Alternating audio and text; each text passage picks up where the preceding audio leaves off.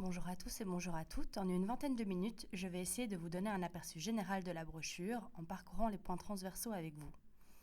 Pour commencer, il est important de revenir en quelques points sur ce qu'est théoriquement l'OTAN. L'OTAN est une organisation militaire régionale de défense commune entre l'Amérique du Nord et l'Europe, créée en 1949 en pleine période de guerre froide. Son objectif principalement déclaré est la défense collective des territoires du bloc de l'Ouest face à la menace ressentie à l'Est vis-à-vis de l'Union soviétique. La seule base légale de l'OTAN est le traité de Washington, qui s'appuie sur le droit de légitime défense collective compris au sein de l'article 51 de la Charte des Nations Unies. Mais qu'est-ce donc la légitime défense collective ? Si un État membre de l'OTAN est attaqué, il s'agit dès lors d'une attaque contre l'ensemble des États membres de l'OTAN, pouvant dès lors évoquer le droit à la légitime défense et possiblement répliquer. Néanmoins, il faut quand même nuancer ce principe, car cette garantie n'est pas automatique. Chaque État possède une marge de manœuvre sur ce qu'il juge nécessaire ou non à mettre en place. Si à ses débuts l'OTAN comptait 12 membres, en 2022 elle en compte 30 et pourrait encore s'agrandir. Sur cette carte, on peut voir l'ensemble des États membres de l'OTAN. Y sont ajoutées les nouvelles candidatures de la Finlande et de la Suède, reçues il y a peu suite à l'agression de la Russie sur l'Ukraine. Si en 1949, les signataires du traité de Washington insistaient sur le caractère purement défensif de l'OTAN, la réalité actuelle est bien différente. Malgré l'effondrement du bloc soviétique en 1991 et avec lui la menace qui a officiellement poussé les États occidentaux à créer l'OTAN n'a pas été dissoute. Au contraire, elle a conservé ses troupes, étendu sa présence vers l'Est et vers le Sud, et s'est engagée dans les guerres toujours plus loin que les frontières de ses États membres, Yougoslavie, Kosovo, Afghanistan et ainsi de suite. C'est par ces élargissements, le développement de concepts stratégiques consécutifs, le recyclage d'anciennes menaces et l'identification de nouvelles que l'OTAN a persisté en auto-justifiant son existence, toujours plus loin de sa base légale. La brochure est divisée en 4 parties. La première partie aborde les nouvelles identités de l'OTAN. La seconde aborde la politique de dissuasion et de défense. La troisième, les liens entre la Belgique et l'OTAN. Et la dernière, les évolutions prévues pour l'OTAN à l'horizon 2030.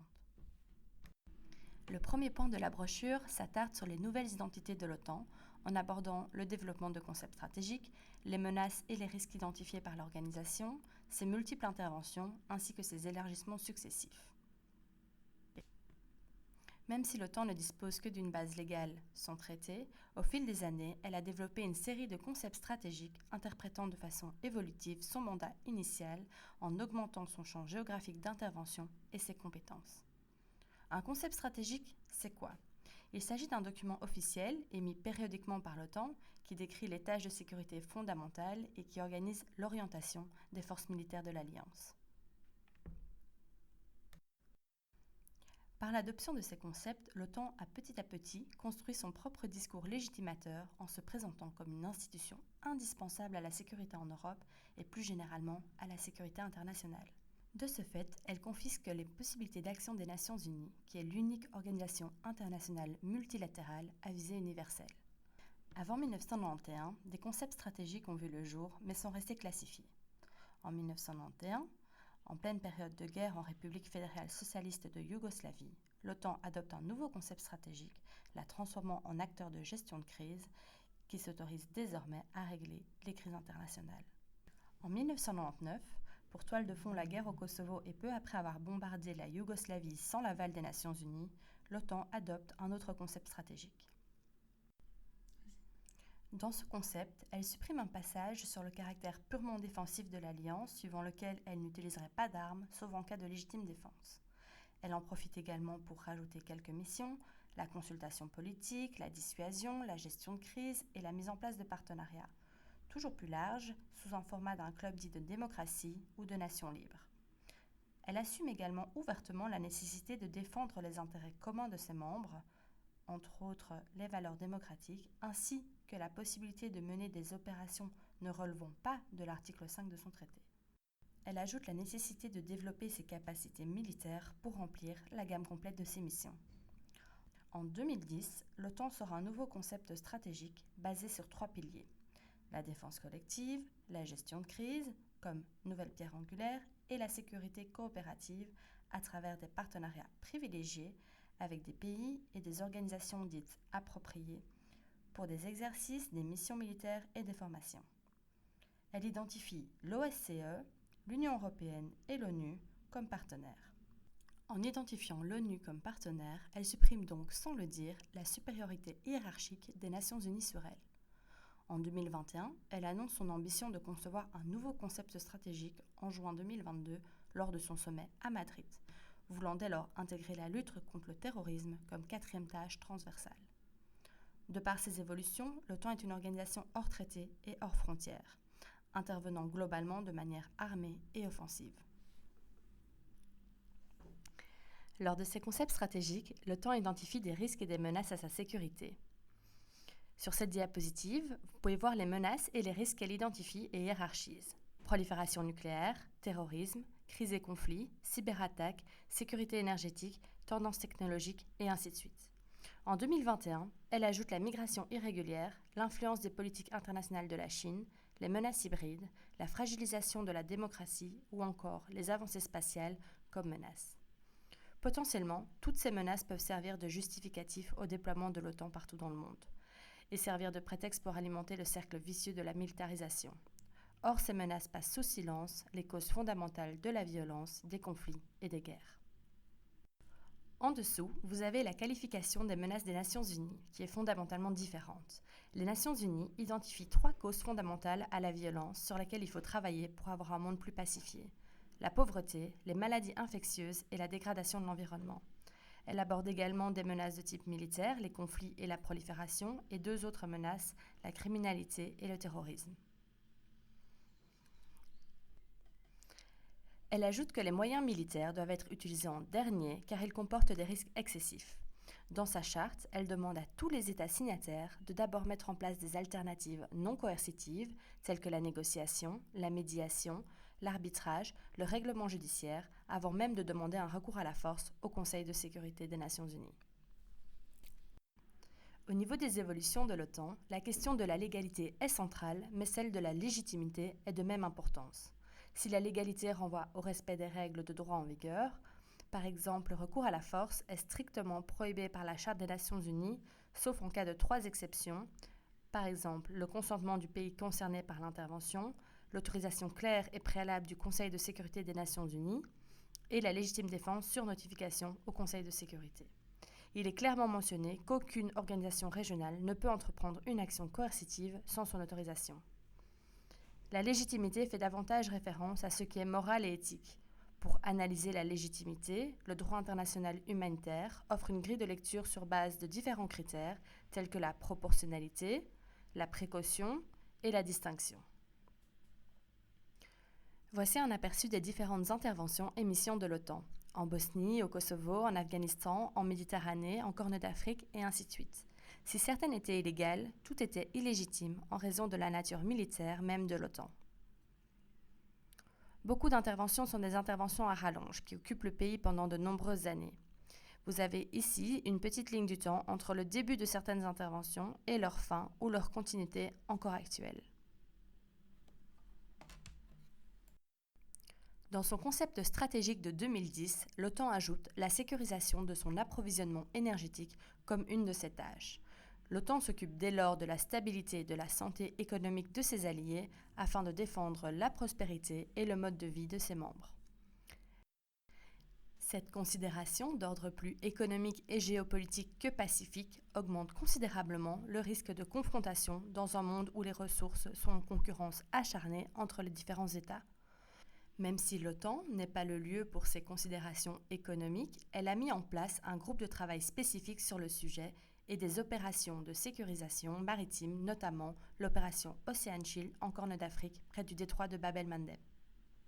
L'OTAN veut donc intervenir partout dans le monde où les intérêts et les activités des sociétés occidentales modernes sont menacés, ce qui permet de mieux expliquer pourquoi elle intervient à certains endroits et jamais à d'autres. Elle compte également sur ses partenariats pour leur participation et leur collaboration à des opérations et des missions afin d'accroître sa présence sur la scène internationale. Elle possède déjà plus de 41 partenariats allant du soutien politique à la collaboration des capacités militaires. En 2021, l'OTAN annonce de nouveaux partenariats avec notamment l'Ukraine, la Géorgie, la Bosnie, l'Australie, le Japon, la République de Corée ou encore l'Inde. Le second point de la brochure s'intéresse de plus près à la politique de dissuasion et de défense de l'OTAN, notamment à travers les armes nucléaires et la lutte contre le terrorisme. L'OTAN utilise les armes nucléaires comme politique de sécurité, faisant fi des accords de désarmement mondiaux. Même si les 3 puissances nucléaires de l'OTAN ont signé et ratifié le traité de non-prolifération nucléaire, identifié par l'OTAN comme la pierre angulaire du régime de non-prolifération, l'OTAN n'hésite pas à commettre des violations à son encontre. Effectivement, 5 États européens entreposent des armes nucléaires sur leur territoire, tels que les Pays-Bas, l'Allemagne, l'Italie ou encore la Belgique. De même qu'elle ne fait absolument rien pour mettre en application l'article 6 du traité demandant un désarmement nucléaire complet. Alors qu'un nouveau traité pour une interdiction des armes nucléaires a vu le jour en 2021, l'OTAN annonce qu'il est non conforme à la politique de dissuasion de l'Alliance et qu'il est incompatible avec l'environnement de sécurité actuel. Si l'ONU encourage une ratification généralisée, l'OTAN s'oppose fermement à ce que ses membres y adhèrent. Au niveau monétaire, l'entretien et la modernisation de ces arsenaux ont également un prix exorbitant. On parle de 72,6 milliards pour l'année 2020, soit 137 000 $ par minute. Un budget dépensé dans des armes ne respectant ni le droit, ni l'humain, ni l'environnement, au détriment d'investissements dans d'autres secteurs sociaux. Le troisième point de la brochure aborde le lien entre la Belgique et l'OTAN, notamment au niveau de la prise de décision belge en matière d'intervention militaire, où un contrôle parlementaire n'est possible qu'à posteriori, via des questions parlementaires, pour autant qu'on y réponde. La spécialisation de l'armement comme pratique de contournement est mise en place afin d'éviter la nécessité d'une approbation nationale lors des interventions de l'organisation. Par exemple, l'OTAN a mis en place un système de défense conjoint interconnecté qui permet de ne pas avoir à demander des accords nationaux explicites. Ce dispositif a été pensé en 2014 lors du plus grand plan de renforcement de l'OTAN depuis la guerre froide. 40 000 militaires disponibles sous 5 à 60 jours sans limite géographique. En parallèle, elle créa une force sous-jacente, la FJTF, de 5 000 militaires disponibles sous 2 à 5 jours. Sous ces délais, aucun encadrement démocratique n'est bien évidemment possible. Au niveau des structures de l'OTAN en Belgique, plusieurs sont présentes. Le siège de l'OTAN, le centre politique et administratif, le CHIP, où se planifie, où on exécute et on conduit toutes les interventions militaires de l'OTAN, et 2 autres en lien avec les opérations spéciales et les technologies de pointe et d'information. On va s'arrêter 2 minutes sur le budget militaire global et surtout sur celui de la Belgique. En 2021, au total 2113 milliards de dollars ont été attribués pour les dépenses militaires. La moitié de ce budget émane de l'OTAN et de ses membres, 1050 milliards. À titre de comparaison, la Russie a dépensé sur la même période 65,9 milliards, soit 16 fois de moins. Depuis 2014, il est demandé aux membres de l'OTAN d'allouer 2% de leur PIB à la défense et 20% de leurs dépenses militaires annuelles à des investissements. Alors que le gouvernement Di Rupo était en affaires courantes, il a engagé la Belgique à suivre cette norme. Au niveau de la Belgique, en 2021, la Belgique a dépensé 5,337 milliards d'euros. Le budget annoncé en 2022 était de 4,2 milliards, mais c'était sans compter le nouveau plan STAR, débloquant 10,2 milliards d'euros pour la défense à l'horizon 2030. En 2016, 9,2 milliards avaient déjà été débloqués pour l'horizon 2030, comprenant notamment l'achat contesté des F-35. Déjà surarmé, en mars 2022, Alexander De Croo annonce un nouveau milliard supplémentaire avec la guerre en Ukraine en toile de fond. Après tous ces investissements, la Belgique devrait atteindre 1,54% de son PIB pour la défense en 2030, avec annuellement un budget avoisinant les 7 milliards d'euros. Sans compter les récentes déclarations de Alexander De Croo voulant atteindre les 2%, soit plus de 10 milliards d'euros par an. Des investissements massifs à la sortie d'une crise sanitaire majeure et au détriment d'autres secteurs d'importance capitale. Le dernier point de la brochure analyse un rapport qui a été émis par un groupe de 10 personnes choisies pour réfléchir à l'avenir de l'OTAN.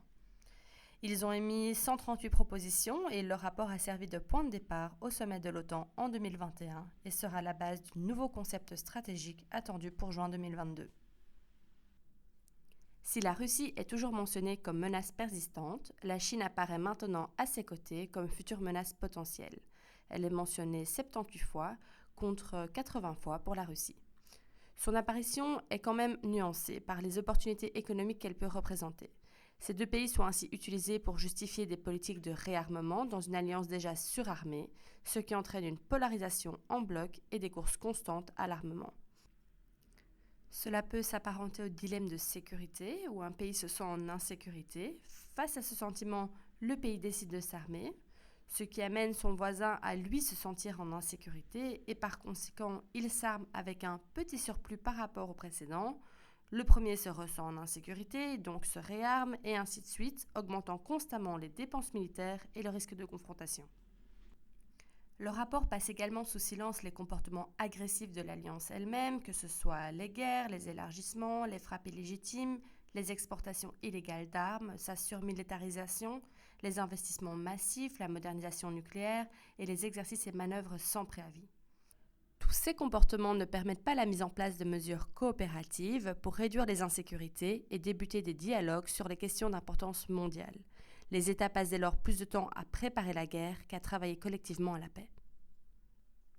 D'autres points sont également mentionnés dans le rapport, que ce soit la poursuite de l'avancée vers l'Est, la fin de la règle de consensus, qui est un principe clé de décision de l'OTAN, où désormais une coalition de volontaires pourrait, sous bannière de l'OTAN et sans décision consensuelle, utiliser les structures militaires de l'Alliance.